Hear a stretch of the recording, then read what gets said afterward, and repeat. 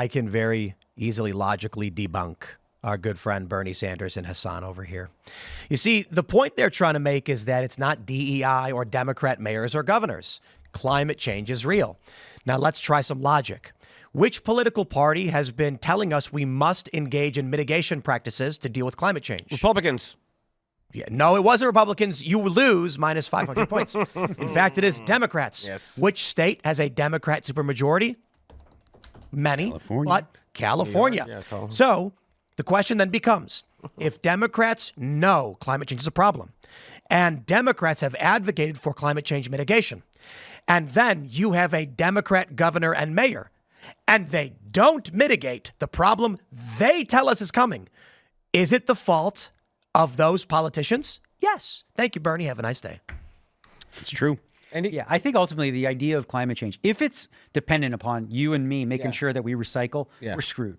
Like, no, really, like you cannot depend on how many billion people are on this earth to all do the right thing. And if it's dependent, it's like when you used to go on an airplane and they'd be like, oh, you got to turn your cell phone off or what? Like, you really think that my cell phone, if this is going to bring down the plane, we got bigger problems than that, right? Yeah. So I think like at a micro level, it's theater. You know, it's this idea that we're doing the little things to, you know, make a difference. But in reality, it makes very little. Like if you recycle plastic, like 99% of it doesn't get recycled anyway. I think when you spend enough time at a poker table and you get angled so often, you just don't trust people anymore. You learn to not trust, I guess. When that guy accidentally throws in 100, goes, oh no, I meant to do 20. Oh geez, look at me. You're like, these people are not gentlemen. You cannot trust them. Yeah. And you got to be a moron like Bernie Sanders and Hassan Piker to conflate DEI with the response and the preparedness and the response to what is going to happen in the state. Yeah, DEI has nothing to do.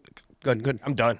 Well, DEI is a great excuse, and it's a buzzword nowadays, but it really is just incompetence. You know, the people that are put in positions that were supposed to, you know, they were supposed to do. I don't think it matters who you had there because they didn't have the resources. Like, I don't think that anyone in that fire department was like not going to do their absolute best, whatever that is. And it wasn't the personnel or the people themselves. It's the question of like, you know, why aren't they? And it's simple because there are other parts of the world that have similar climates to California, but they don't have these problems. Well, I mean, and part of the problems you sort of touched on it earlier was just like really taking care of the forest. Yeah, like, I guess apparently there's a boatload of eucalyptus growing everywhere, and it takes a long time for that. I've heard that meme. I don't know if it's actually true, but the story goes that there's a boatload of eucalyptus, and it takes a long time to mature, and 100 years to mature, and the oils that it secretes is super flammable, and so you've got California full of eucalyptus with this oil that secretes, and they don't clean up the forest floor. So like literally everything that could go wrong. Trump got laughed at for saying that a while back. Of course. In a lot of things he says he gets from experts and they make sense to him, so then he just sort of regurgitates it in his own way, right? And maybe simplifies it in the sense of saying like, shouldn't they just clean up the forest? And people laughed like, haha, yeah, I'm sure it's as simple as brewing up, but like, he's right. Yeah. Like you rake this the is really floor. one way to mitigate like the damage done is by not having like the area be a powder cake. We've done it here. We've done it at properties in this. We have to rake. Yes. You have to rake. Yeah, by law. Like those are laws that you have to be compliant. Right. I got to pull up this story for you, Daniel. Delays and a lack of resources. They say this was reported yesterday. New York Post. LA firefighters took 45 minutes to respond to the Palisades blaze, and by that point, it was too late. Yeah. Why so long? I don't know. 45 minutes is a very long time. Yeah, that's. I mean, it's rough to hear. I'm sorry, like guys, 45 minutes is a long time. If a report came in that a wildfire started, dispatch the chopper, I guess. Everything. Well, to be fair, on the chopper point, it was too windy to do so, but taking 45 minutes to respond, I'm like... And you're in Cali? And I'm not ragging on the firefighters. I'm ragging on whatever their resources were, or the management, or whatever the issue was. They were unable. Yeah. Yeah, well, nothing to do with the firefighters. God bless them. They're doing their job the best they can. It's their management and their leaders who are... Well, the firefighters, many of them said, it's like, we had no chance. Right? Yeah. We were like, Mother Nature just owned us. There was nothing we could do. And I believe that but I believe that's part and parcel because they weren't prepared. So why weren't they prepared? is the key question. Yes. I have a friend that used to do, I forget what the name of the job is, but he's a firefighter that would jump out of airplanes to go and fight like wildfires, like way off in the woods and stuff. And he was saying, look, man, if those winds are going to kick up like this, 100 miles an hour, even God isn't putting that fire out. He's like, there's not, like, because I said to him, I was like, yo, bro, you need to get down to LA. And he's like, man, even if I went down there, there's nothing that can be done. He's like, the wind is just too much.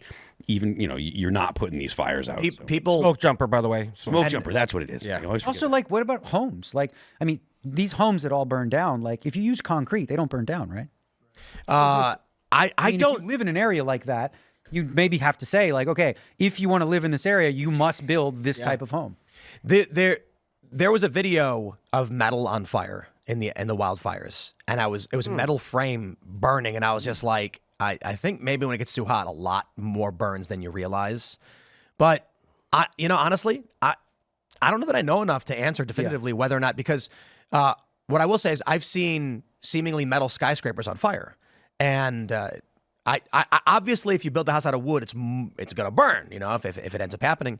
But I do think that a lot of materials we use, be it insulation or otherwise, things we have to use, carpeting and other things, are gonna catch on fire. Have you seen what they do in Japan? Okay, this is crazy. But in Japan, on their roofs, built into the houses, they have this thing where if a fire happens, the roof opens up and sprinklers just fire off. What? And they like protect all the homes, stuff like that. Japan's the Japan coolest does place it- on earth, man. Japan just does it well. It's, Japan like, is so great. unbelievable. I've Have been to babies, Japan- but they're doing all right. I've been to Japan a bunch of times. I love it, We man. live in an So age of cool. like technology where we have cars that drive itself. Yeah. We have all these types of things. Like, how are we so far behind on issues that are Oh, towards bro, safety? no! I seen the pulled the video? video up. I told you. Look at this It's video. unbelievable. Check this out, guys. Yeah. Is that what you saw? Yeah. This is what I saw. Look at this.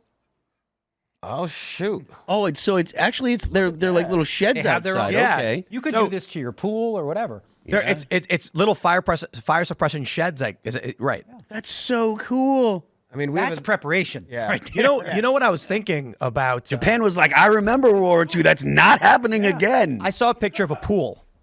Yeah. Everything's burned around it, and I'm like, what if you, of your own volition, built a PVC pipe that went up and ran, not attached, don't need a permit, ran along the roof of your building with sprinklers, and then you can run the pipe right into your pool and They turn the have pump something like this. Yeah, there are people. I mean, if you look this one up, I'm pretty sure people were talking about getting one of those pumps that connect to your pool, because you literally have whatever it is, 50, 60 gallons of water you could use immediately. It's right like there. 5,000 or something. Whatever it is. I don't know. I'm really bad with numbers when it comes to that. I will say Well, that you guys use metric up there. Yeah, it's true. So what's a gallon? in California, I'm not so sure what they would do if that would even be legal, because if you catch rainwater and you put it into a tank, they'll throw you in jail over that. Yes, but my point is, Yes. That can't be real. No, 100%. yeah, catching rainwater is illegal in a lot of urban places. Yeah. Illegal. Why? Well, Because you're taking away from the water that goes back into the water table. thanks for checking out this clip from Timcast IRL. Make sure to watch the show live Monday through Friday at 8 p.m. Subscribe to this channel, and we will see you all there.